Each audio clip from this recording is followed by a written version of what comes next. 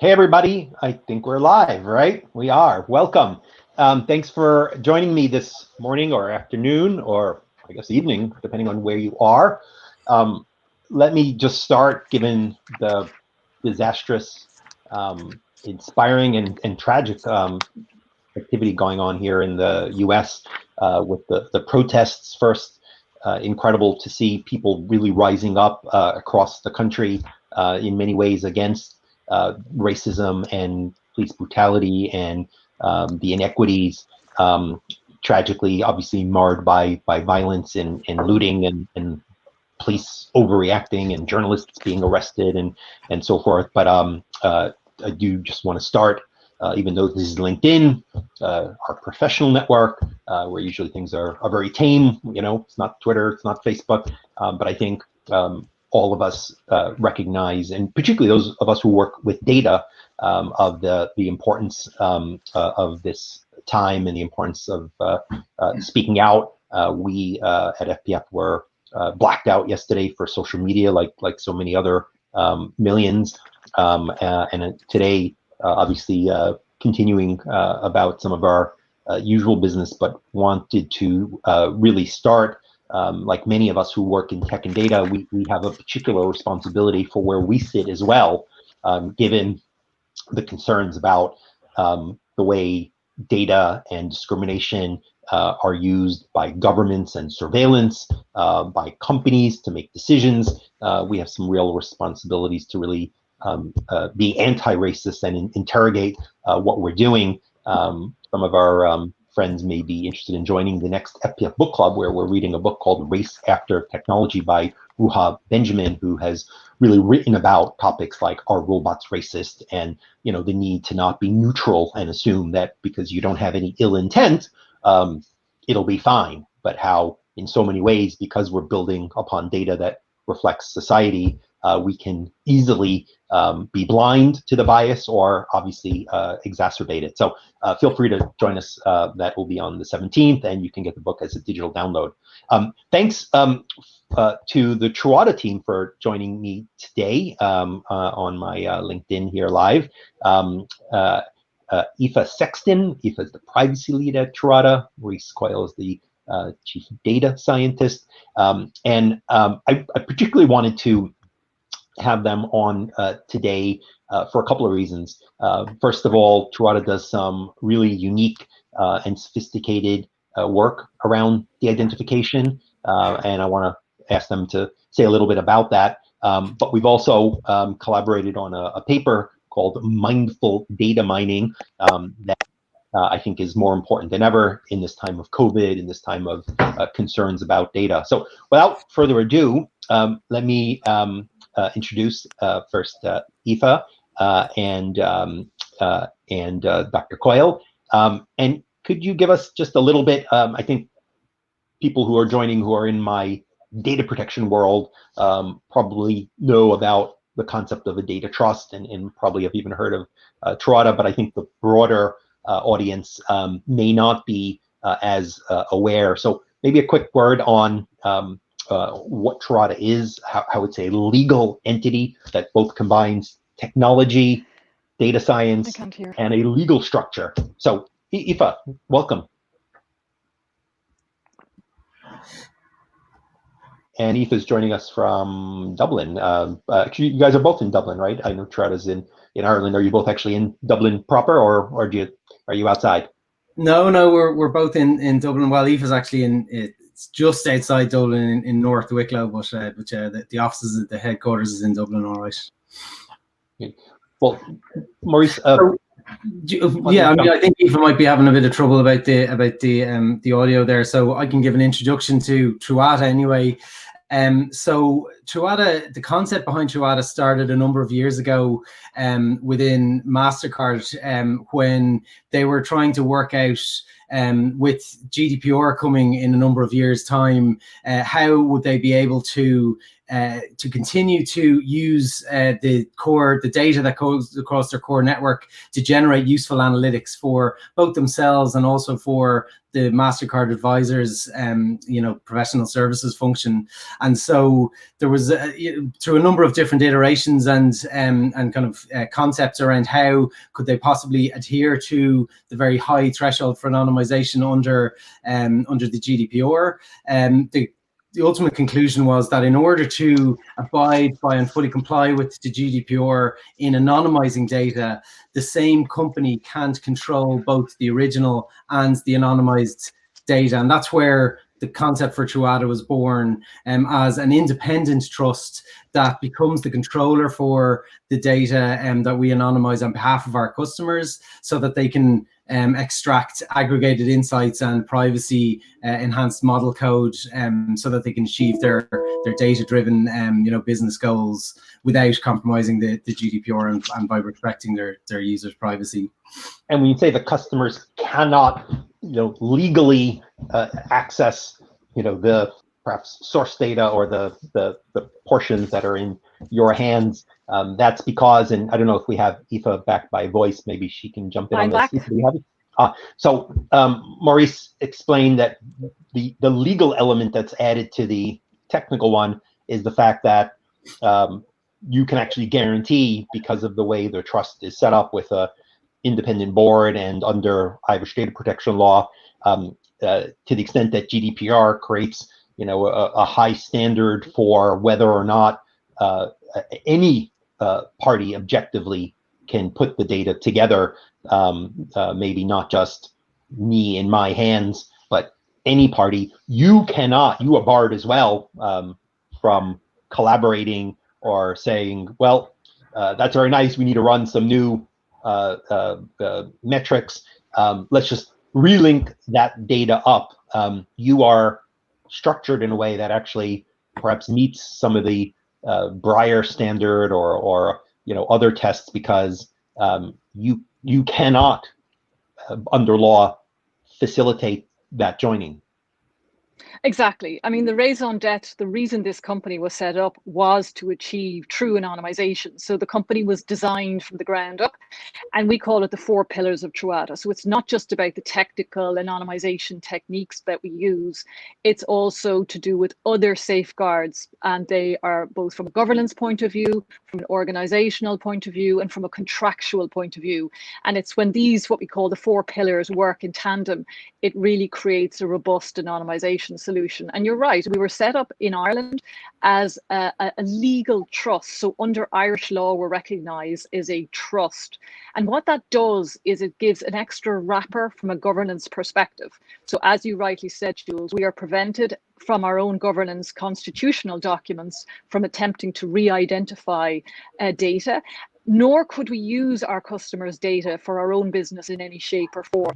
What we are required to do is to anonymize the data, carry out analytics, and give back either aggregated business insights or model code to our customers. But we are prevented from doing anything else with the data. So we're actually very nicely set up to act as well on behalf of groups of companies, perhaps, who want to come together to find a way to do data sharing, or companies that perhaps want to do data enrichment, etc. And I think in times of COVID, we're all looking at ways in which we can do better data sharing, because I think the current pandemic has shone a light on the fact that we're really not very well structured across different sectors, both public sector, private sector, research and academia, to actually do data sharing. And I think companies like ours are well placed to act as sort of a third party, a trusted third party that can act in accordance with the framework of a group of companies that might want to come together to share data and to ensure perhaps a richer pool of data is available on an anonymized basis for insights and for analytics. Great. I want to double check with the folks that we're streaming okay. Apologies for anybody watching if we're having any technical issue, but I'm seeing an alert that there's a problem streaming, so I don't want to continue onward. Quick check from the team. David, oh, we're live now. I'm going to quickly reset. Did you folks have us from the top, or do we need to just continue from where we are? It's back. All right. Apologies, we had a little bit of interruption. The Trata team was just setting up for us the both legal and technical structure that helps support the de-identification. I'm told it was just a bit of a freeze, so probably everybody waking up in here on the East Coast and crushing the pipes of the internet. So before we dive a little bit into some of the nuts and bolts of the paper mindful data mining, and hopefully the team will post it for us in the comments for folks who are looking to download it, and we'll give you a quick overview of what's in there. You also did an interesting survey, Global Consumer State of Mind. So before we get to perhaps some of the business issues of how do I do the nuts and bolts, what did we learn? There have been so many consumer surveys over the years, and it obviously changes every time there's a crisis, and a 9/11, a COVID, a pandemic, social media comes and it changes our expectations. What takeaways? What, anything surprising? What did you learn in the survey? Yeah, I mean, I think it is interesting because it comes at a time when we're talking a lot about trust and use of data and how important data is. But I think generally what the survey did was highlight once again issues regarding distrust. So the survey was an independent research company surveyed over 8,000 respondents in the UK, France, the USA, and India. So get a bit of a global flavor there. Interestingly, we asked questions around whether or not consumers felt that data protection regulation was important, and over 73% felt it was extremely important. But they felt that companies were doing a poor job in terms of adhering to data protection regulation. So over 59% felt that companies just view data protection regulation as a tick box exercise, and that they don't really, see it as something of great importance, or certainly in terms of the spirit of the law. One of the most worrying, I think, statistics was the fact that over 65% of consumers still don't know exactly what data is being collected, how much of, and what's it being used for. And this really goes to the heart of the issues around transparency. Consumers just don't know what's happening to their data. And it's important because there are repercussions there, because from a bottom line and a business perspective, 78% of global consumers said they've taken steps to reduce their digital footprint, and 61% said they would stop using brands if they felt they were stalking them. On the flip side, 63% said, or 66% said they would be loyal to a brand if they trust them. So I think it still goes to show that we have a long way to go to being able to demonstrate to companies demonstrating to consumers that they are taking responsible and ethical use of data and personal data seriously. And even if the company is doing good in that area, there seems to be a chasm between the companies being able to demonstrate that in a way to consumers that the consumers feel that that their data is being treated in a way that's responsible.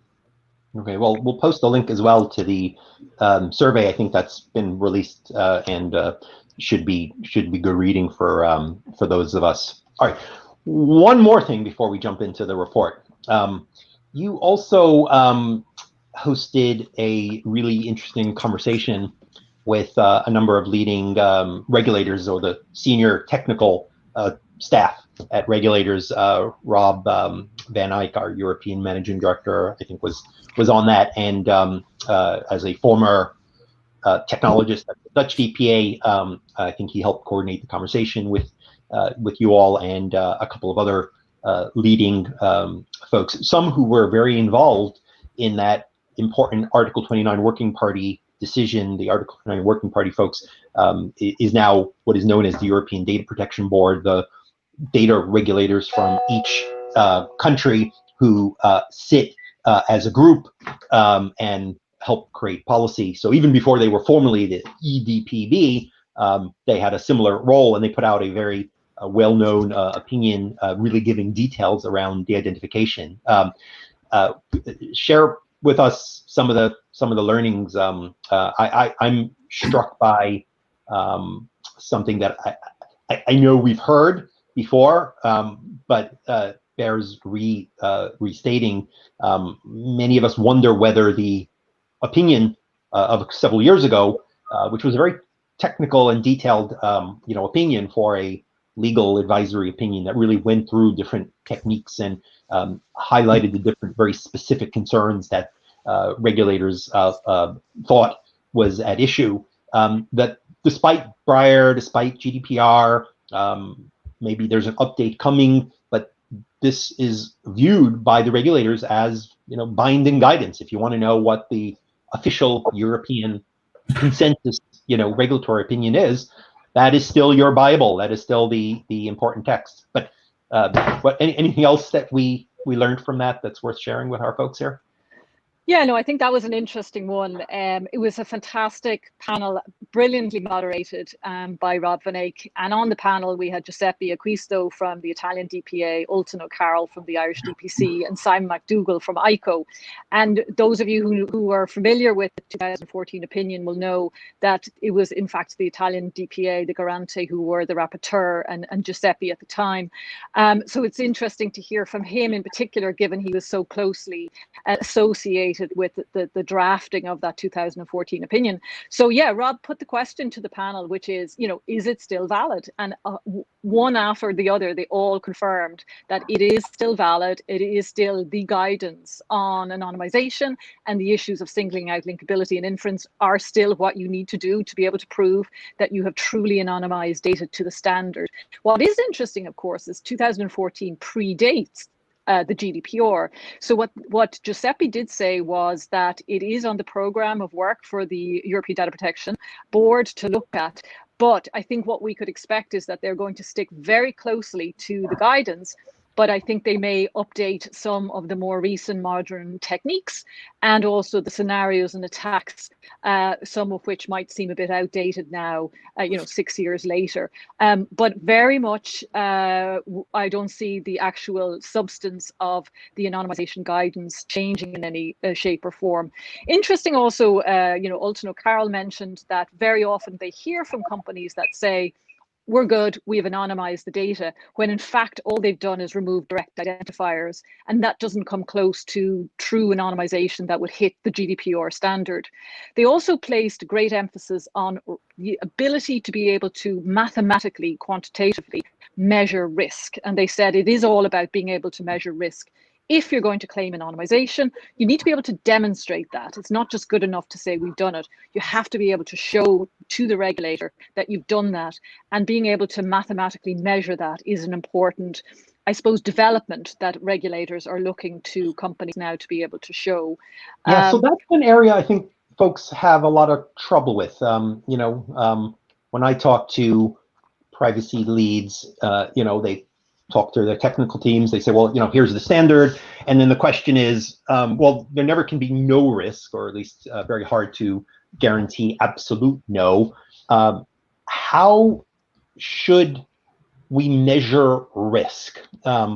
People seem to just really struggle with, do I say, what's the gravity of the harm and the fact that you're going to be, dead versus get a behavioral ad versus, expose your picture? That's very high. And then what's the statistical probability on the gravity?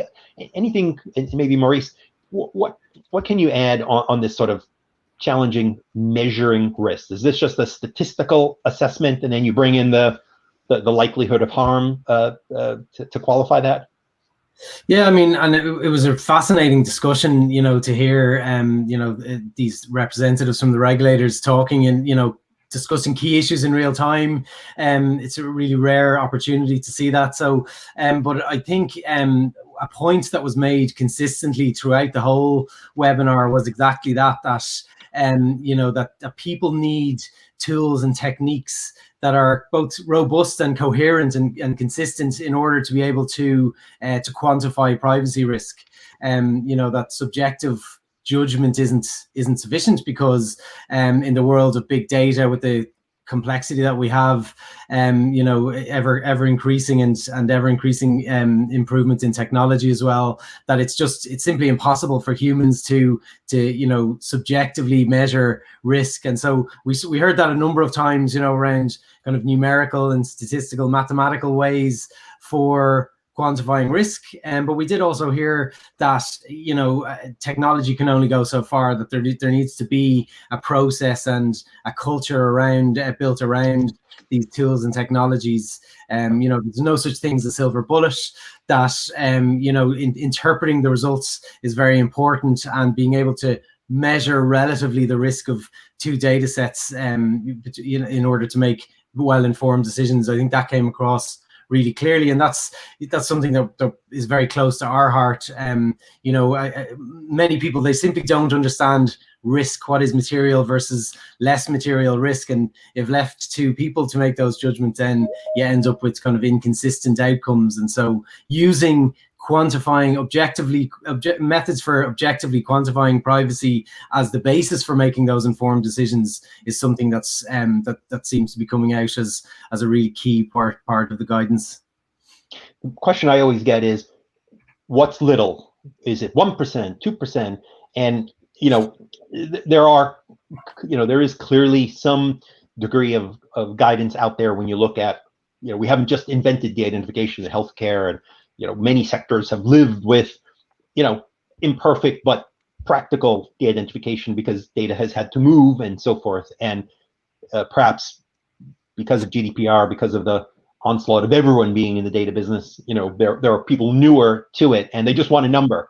And I suppose there is no magic bullet number. It's a matter of actually showing you've done your homework and, made a pragmatic assessment that, this is reasonably low based on the broader controls that are also relevant to the assessment.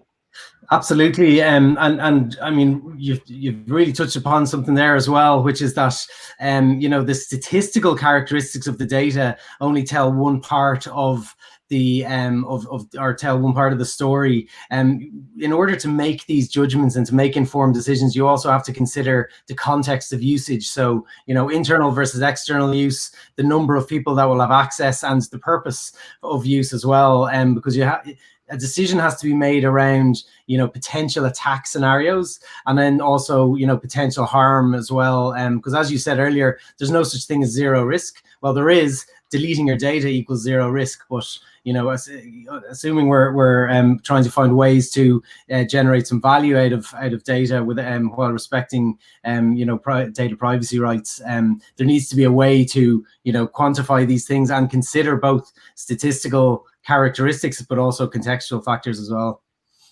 So let's turn to the mindful data mining paper. One of my staff said, why call that data mining? That's the privacy data protection community, they'll react to that as sort of negative. And look, I think we got to be candid. We need data mining, data extraction, data analysis. I think we opened the paper, and it was great to collaborate with your team on it, with the discussion of the COVID data and healthcare needs. And obviously the data protection community is worried about, are we collecting data that will be around to haunt us, that will create risks? We shouldn't, because of time of crisis, open the doors to our surveillance society. And I think those of us who work in this area get that, and our answers are absolutely, of course. Extraordinary measures have to be proportionate, have to be necessary, have to be limited. Deletion is maybe going to be relevant in a far broader set of cases. But at the same time, we are obligated to understand, how is the virus spreading? Are mobile apps that we're all rushing around to figure out how to create actually useful?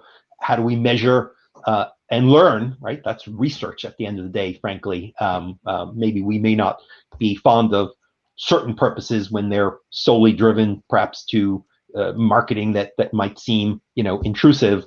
But when I think of data mining, we need to be honest that we need to and ethically must extract the kinds of learning with lawful oversight and the right protections. So mindful data mining, some quick takeaways, and people, we urge you to read the report. I think it's a quick read, but really has some good high-level thoughts.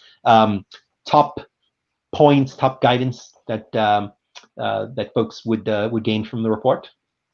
Yeah, so I suppose mindful data mining, like the practice of mindfulness itself, the kind of core message of the paper is really that, and at all times, but most importantly, during the time of such a crisis like a pandemic, where people are under great pressure to produce rapid results and produce insights that'll help, understand the spread and, understand how to relax restrictions on people's lives in order to allow them to return to some form of normality. That in doing so, we can't leave the kind of scientific rigor and attention to all of the aspects of data mining and analytics that lead to good results or that can lead to bad or biased results. And so the core kind of takeaway from the paper is really that especially when there's pressure to produce rapid fire decisions, that there's still a need to consider assumptions, to consider the forms and sources of bias within the data, and overall to be transparent with these findings, so that the results aren't presented as a flashy headline, but they're also presented with caveats and considerations, so that people can again make informed decisions.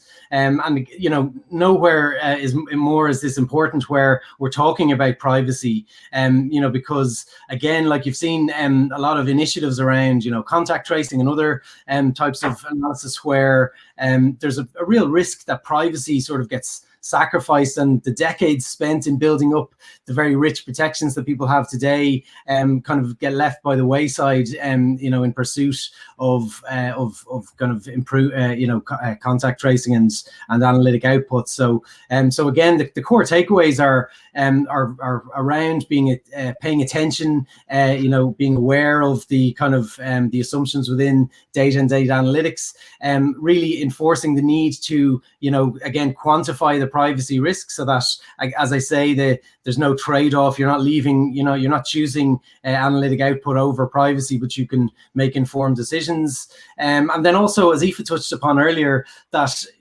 there's a recognized, I would say, universal need to to use data for social good.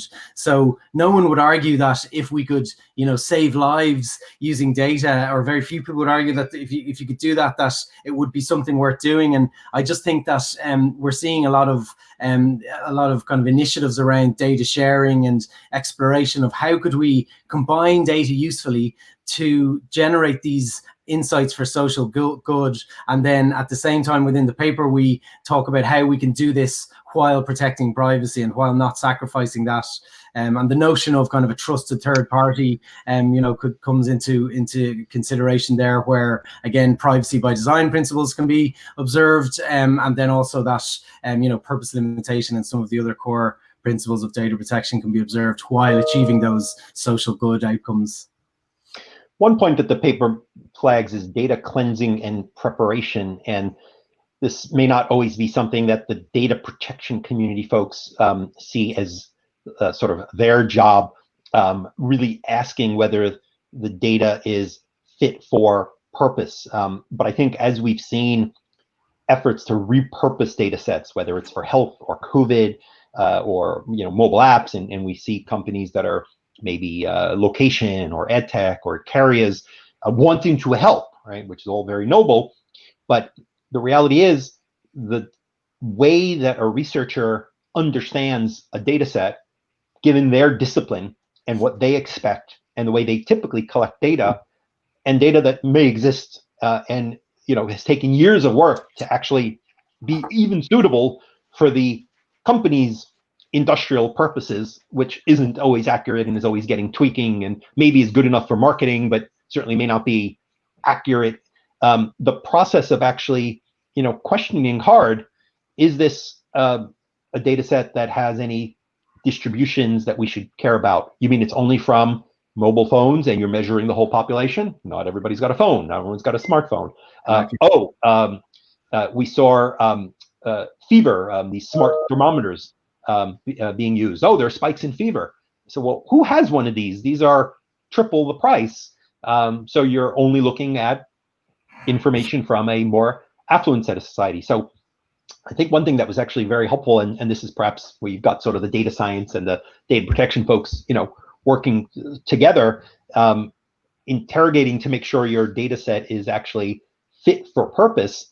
Probably the lead question there is for the data scientist, but I would argue from the data protection point of view, if you're worried about bias and discrimination and many of the concerns, assuring yourself that a serious analysis has been done to ensure that the data set is appropriately representative and so on and so forth. I worry that when it comes to sensitive data, where we've got the biggest risks, often special category data, and where maybe not collecting it is going to be the safest course, or some methods of de-identification will blind us to attributes that we think we're being neutral about so as to avoid bias, and therefore we're missing that the data actually is skewed, and everyone who's got a darker skin is where the inaccuracy is, or everyone who's at a lower income level is at where the inaccuracy is, but we haven't captured that data. And there's increasingly some, challenge to de-identification techniques to say, are you not just hurting the utility, right? Maybe there's a legitimate trade-off between utility and data protection in some cases where we've, got to protect.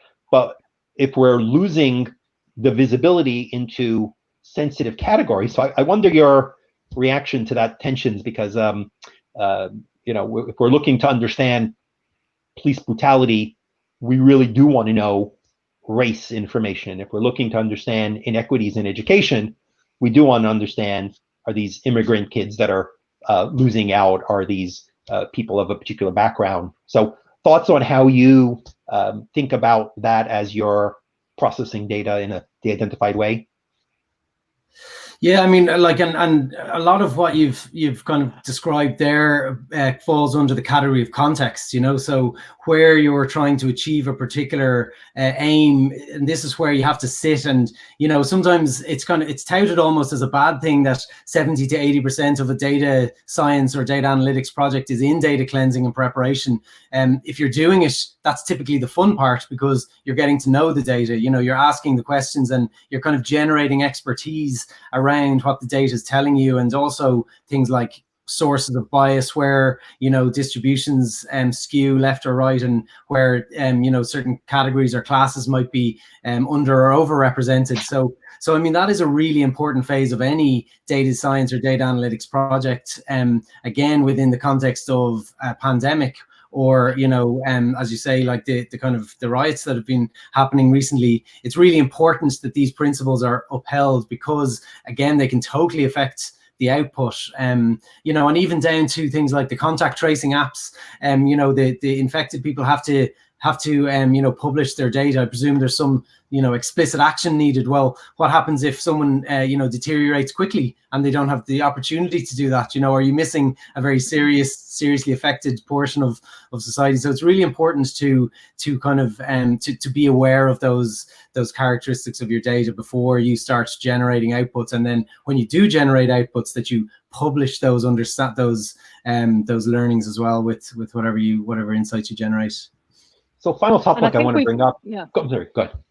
Yeah, I was just going to make one comment, which is something we've understood, that, often for analytics, you might have to get people to opt in or to consent to something. And if you're only then doing analytics on a consented database, that there's bias in there, because in fact, just by its nature, a person might consent and a person may not consent. And in that, there can be a bias in terms of the decision making or the reasons why somebody might decide to consent or not consent. And actually with anonymization, because it allows you to actually create a much bigger volume of data, you tend to have less bias because you have a larger data set to use for, say, machine learning or to train a model than you would if you were only restricted to working from a consented a database. So anonymization does in fact help from that point of view in terms of having a larger volume of data, and thereby in itself inherently having less bias.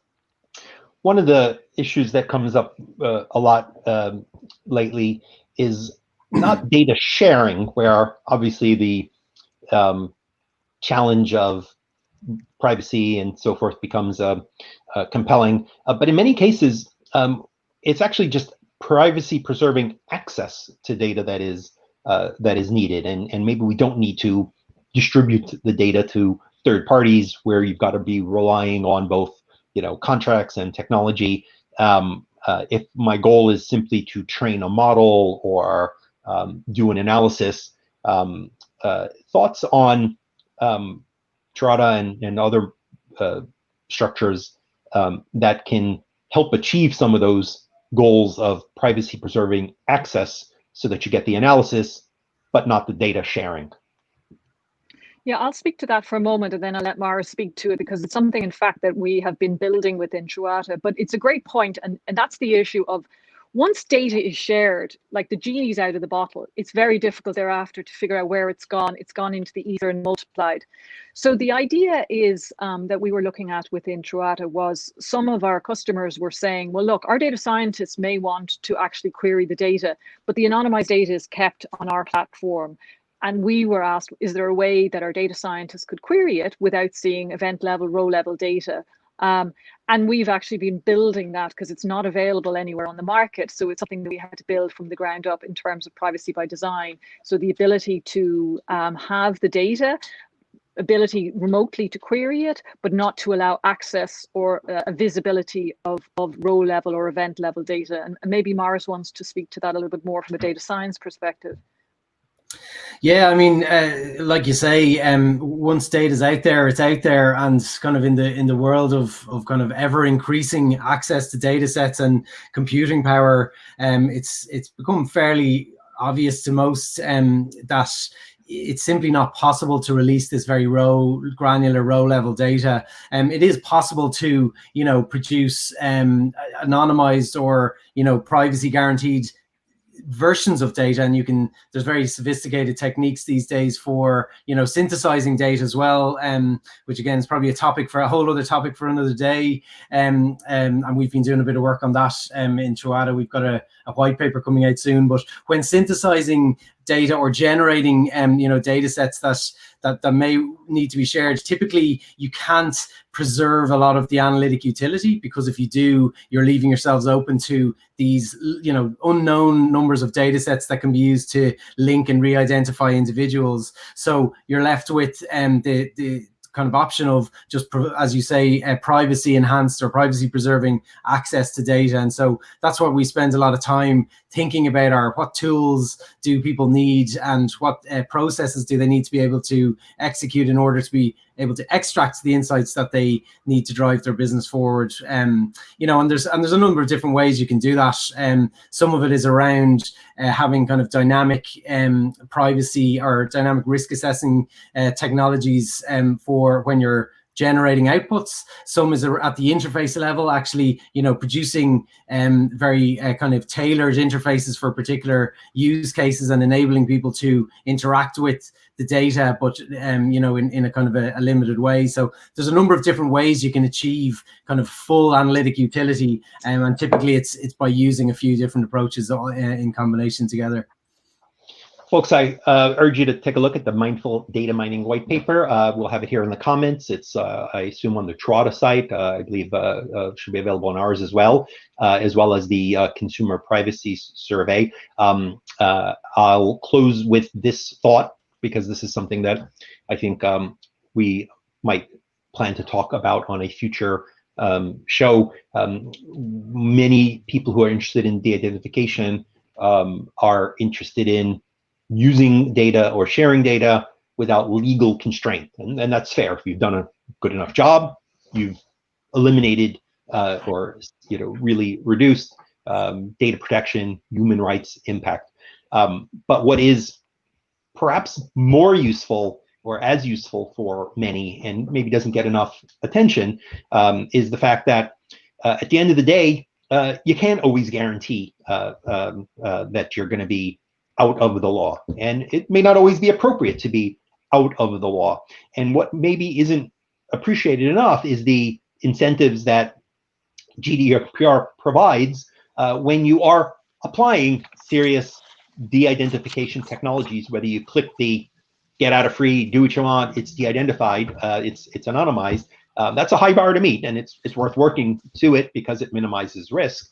But minimizing that risk, if my question is this a compatible use? And very often we are talking about secondary type uses when we're dealing with these sorts of analysis. It may not be the core reason someone provided business. And the bigger question may be whether you need to have some other basis to do so, or can I rely on the fact that the data was provided for this purpose? Is this a compatible use that I can rely on under GDPR, which is obviously a hugely important issue and very practical. And so key, I think, to many of these technologies, we end up debating whether it's guaranteed perfection, scot-free, don't worry about the law.